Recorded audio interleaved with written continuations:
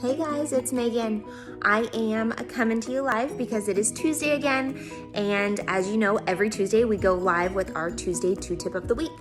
So this week what I wanted to focus on is something that I actually spoke on with a company called OrthoDocs Pro a few months ago, and that is what is needed to be verified by your insurance coordinator in order to avoid an insurance nightmare.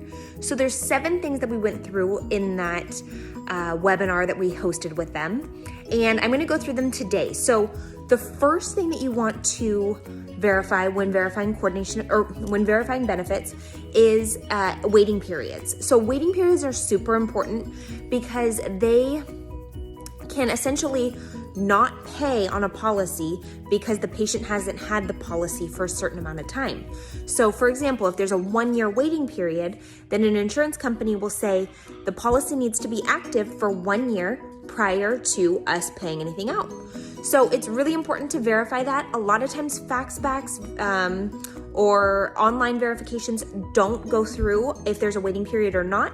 So it's a super important question to ask with the insurance representative over the phone. The next thing that we want to make sure that you're verifying when you're verifying benefits is coordination of benefits. So there's 3 main types of coordination of benefits, and they are standard coordination of benefits, non-duplication coordination of benefits, and maintenance of benefits.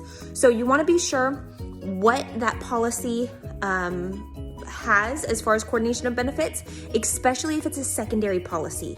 So the only time coordination of benefits really matters is when it is a secondary policy, and when that, red flag should raise in your head that, you need to kind of do a little bit more research in regards to if the policy will pay out or not. The next thing that we want to go over is how to determine who is primary and who is secondary. So there's 3 ways to do this. There is the birthday rule, which a lot of insurance companies follow. There is the effective date rule, which basically happens when a subscriber has 2 policies. So dad has, 2 jobs and he has 2 policies. So the same subscriber. So that's when an effective date would take place. Or there's a divorce decree rule. So there's 3 ways to determine primary and secondary. It's your job when verifying benefits to figure out how that policy determines who's primary and secondary. The next thing that we went over in this webinar is related procedures. So related procedures mean that if somebody needs a extraction or an expose and bond or something that is needed for orthodontic treatment to be completed, that may take out of the same benefit that the ortho office is pulling out of. So you want to be sure that, especially for those patients that need extractions or expose and bonds, that they're not pulling out of that same benefit. So that is something great to verify. The next thing is total case fee or UCR fee. So just because you're out of network doesn't mean an insurance company can't limit what you can charge. And they do this by saying, well, this is our usual, customary, and reasonable fee for this area. So that's all you essentially can charge, or that's all we're essentially going to pay on.